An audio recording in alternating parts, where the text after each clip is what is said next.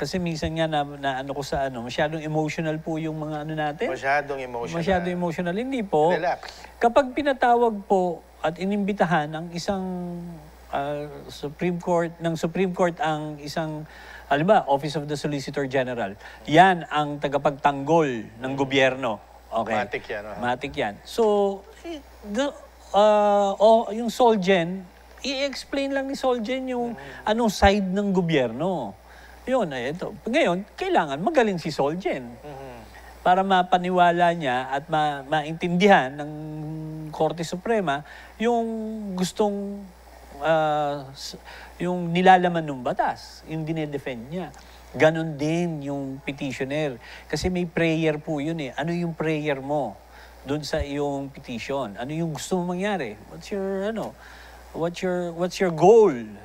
Hindi, unconstitutional yan eh. Hindi naman pwedeng unconstitutional yan eh. Yun lang.